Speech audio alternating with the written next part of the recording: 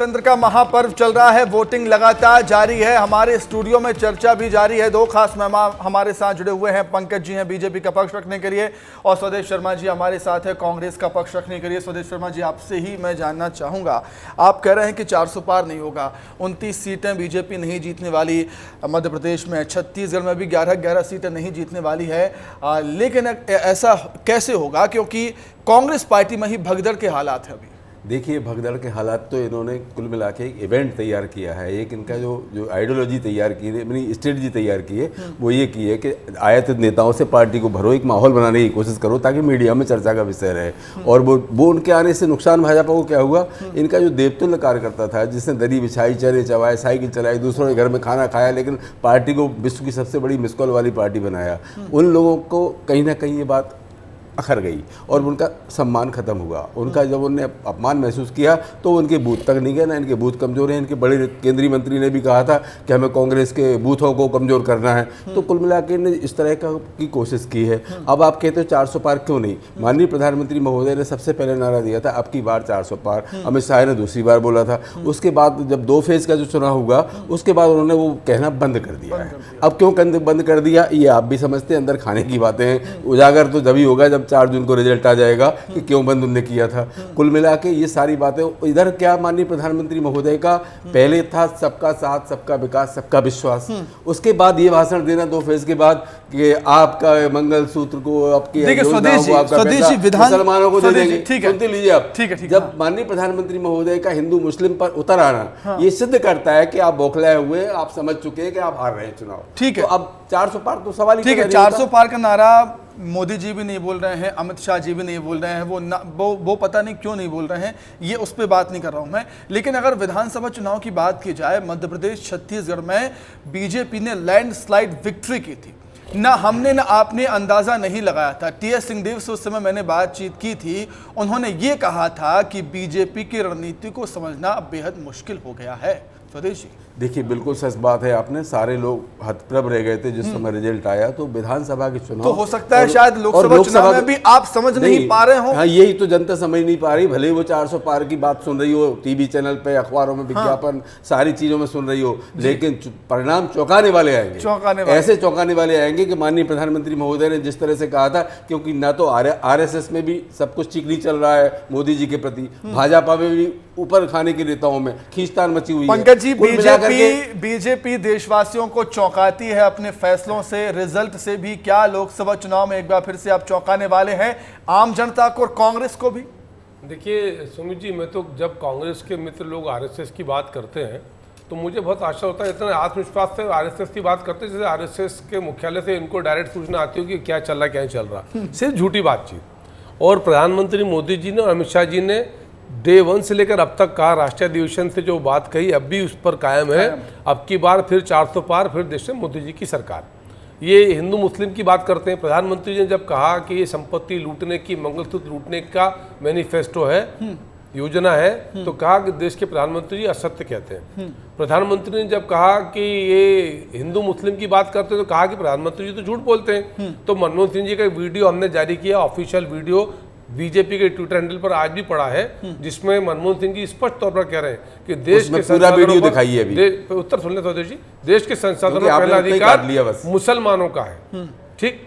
दूसरा, संपत्ति के लिए विरासत कानून की बात। राहुल गांधी जी ने कांग्रेस के मैनिफेस्टो, मंगलसूत्र लूटने के मैनिफेस्टो लॉन्चिंग वाले दिन कहा है पब्लिकली, प्रेस के सामने, कि हम एनालिसिस करेंगे प्रॉपर्टी का, संपत्ति का। अरे भाई, नेशनल हेराल्ड की प्रॉपर्टी है, ये आपके घर की संपत्ति एनालिसिस करोगे आप कि 50 लाख देके 5,000 करोड़ की प्रॉपर्टी हजम करो नेशनल हेराल्ड के समान? उसमें 5,000 लोगों का हिस्सेदारी है। स्वदेश जी, कुछ वीडियो के लिए कुछ कह रहे थे आप, क्या वीडियो में क्या कर दें? वो माननीय मनमोहन सिंह जी का पूरा वीडियो वो वाला अगर दिखवा दिया जाए तो ये भारतीय जनता पार्टी का झूठ, और या हम सच्चे होंगे तो वो सामने आ जाएगा। अब वीडियो की बात, अब वीडियो का जिक्र आप कर रहे हैं, गृह मंत्री अमित शाह का भी वीडियो वायरल हो गया था, एक आरक्षण खत्म करने को लेकर प्रेस कॉन्फ्रेंस की थी उन्होंने, ओरिजिनल वीडियो और एडिट वीडियो का जिक्र हम किया। तो कह रहे हैं और केस किया उसमें, एक मुख्यमंत्री को नोटिस दिया फर्जी वीडियो बनाने का।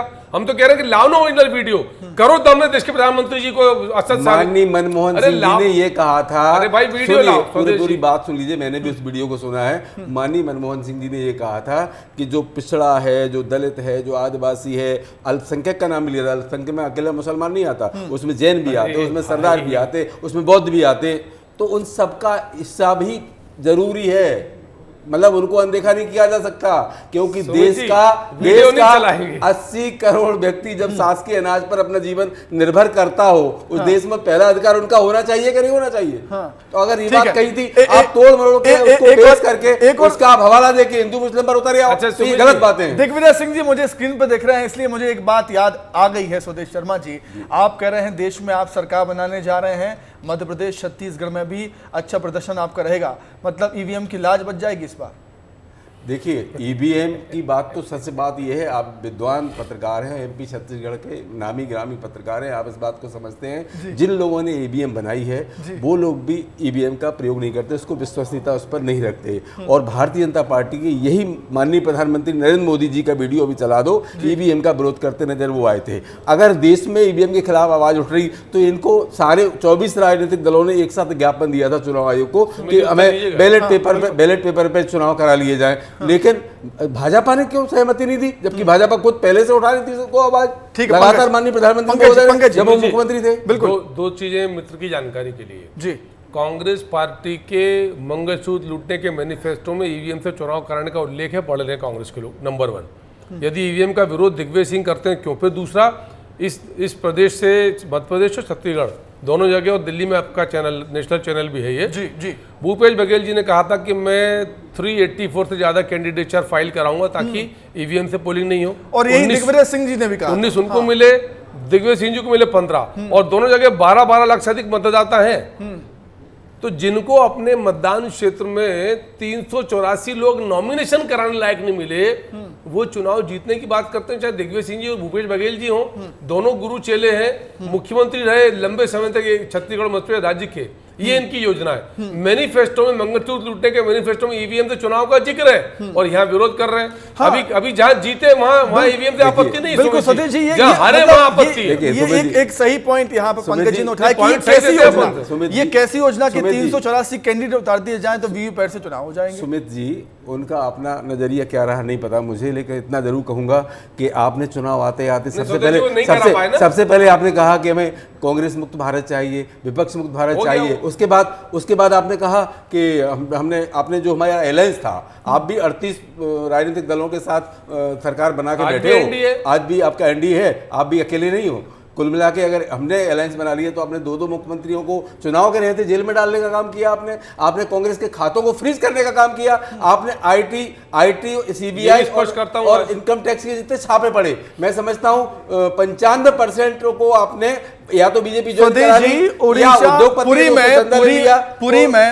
हो गई। स्वदेश जी, पुरी में आपकी कैंडिडेट ने टिकट लौटा दिया, वो कह रही है कि हमारे पास फंड नहीं है, पार्टी फंड नहीं बता तो रहा हूं। इन्होंने जब कांग्रेस का खाता ही फ्रीज करा दिया, पैसा कहां से आएगा? आप बताइए। आप भ्रष्टाचारी, आपका हर जिले में 5 स्टार नुमा कार्यालय बन चुका है भाजपा का, हमारे पास तो जिला सेंट्रल मुख्यालय पे कार्यालय नहीं है, क्योंकि हम तो देश के लिए काम करते रहे, हमने भ्रष्टाचार नहीं किए। हमारी पार्टी में अगर कोई भी भ्रष्टाचारी आया हुआ सामने, अगर सिद्ध हुआ तो हमने जेल में डालने का काम किया। आपके यहाँ तो कोई भी भ्रष्टाचारी आ जाए, सवेरे शाम को भ्रष्टाचारी है वो, और रात में आपकी पार्टी में आ गया सवेरे। ठीक है पंकज जी, आखिरी कमेंट, समय कम है मेरे पास। पंकज जी, उत्तर देता हूं। सुमित जी, कांग्रेस पार्टी के कोई खाते सीज नहीं करे। कांग्रेस पार्टी ने देश के आयकर की चोरी करी है।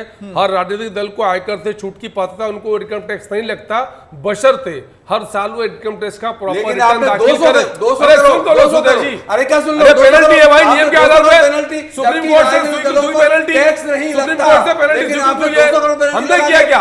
अरे नियम के ऊपर थोड़ी कांग्रेस पार्टी, नियम के ऊपर मानते अपने आपको चोरी करते। ठीक है, चलिए ठीक है। चुनावी माहौल है, चुनावी माहौल है, बाहर भी गर्म पारा है और एसी चल रहा है स्टूडियो में, लेकिन चुनावी चर्चा में कितना गर्म माहौल हो जाता है आप डेविड में देख सकते हैं। बहुत धन्यवाद आप दोनों का जुड़ने के लिए, चर्चा में शामिल होने के लिए।